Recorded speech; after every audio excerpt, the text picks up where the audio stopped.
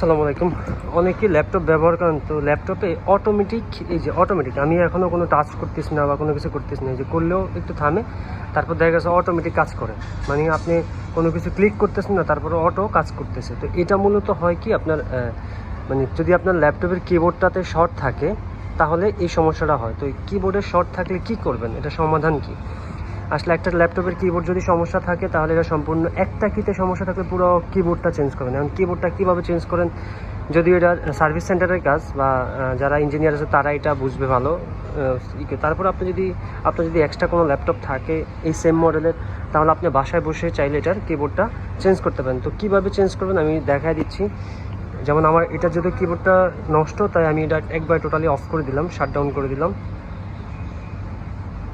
Shutdown করার পর আমরা ব্যাকপার্টটা খুলবো। হ্যাঁ, ব্যাকপার্টটা খুলে এটা কিন্তু কিবোর্ডটা মানে আলগা কিবোর্ড, এটা এক্সট্রা কিবোর্ড। হ্যাঁ, এটা আপনি চাইলে এখান থেকে টান দিলে উঠে, কিন্তু এটা টান দিলে উঠবে না ডিরেক্টলি, ভিতর থেকে দুইটা নাট আছে, দুইটা নাট আপনাকে খুলতে হবে।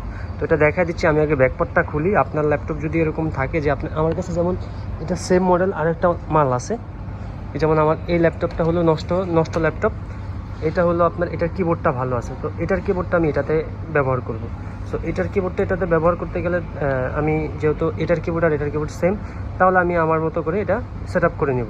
আমি ব্যাকপার্টটা খুললাম। ব্যাকপার্ট খোলার পরে সবার আগে আপনাকে ব্যাটারি লাইনটা খুলে নিতে পারে। এটা হলো 840G6, 830G6, G5, হ্যাঁ, এবং 735, মানে এক কথায় G6 এবং G5 সিরিজের সিস্টেমটা এরকম সেম। এই যে ব্যাটারি লাইন, এটা হলো ব্যাটারি লাইন, এটা আমি এখান থেকে খুলে নিব।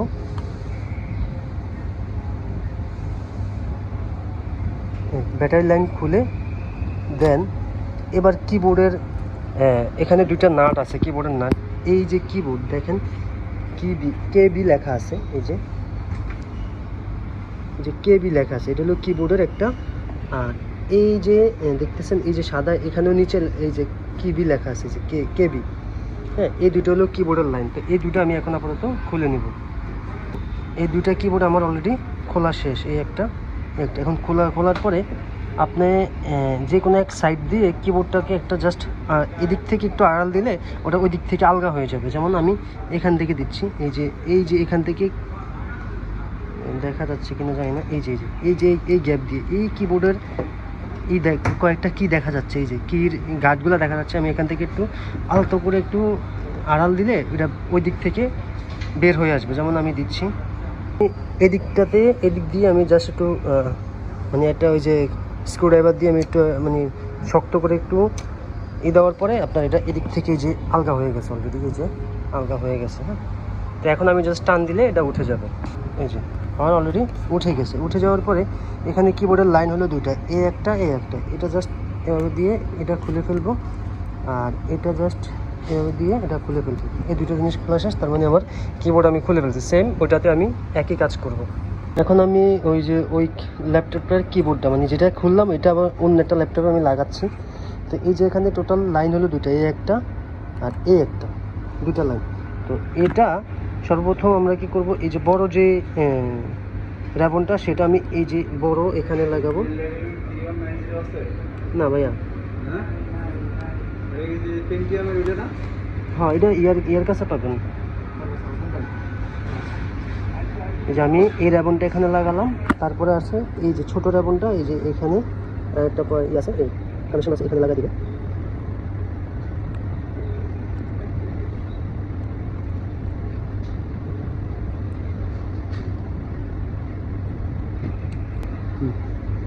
এই যে লাগানোর পরে জাস্ট এইভাবে রেখে যেটা চাপ দিবেন, সব সুন্দর মতো লেগে যাবে। অলরেডি লেগে যাবে, ঠিক আছে। এবার জাস্ট ব্যাকপার্টে ওই যে কিবোর্ডের যে দুইটা স্ক্রু আছে, এই দুটো স্ক্রু লাগাই দিয়ে ব্যাটারি লাইন দিয়ে দেন ওকে করবেন, মানে অন করবেন, তাহলে কিবোর্ডটা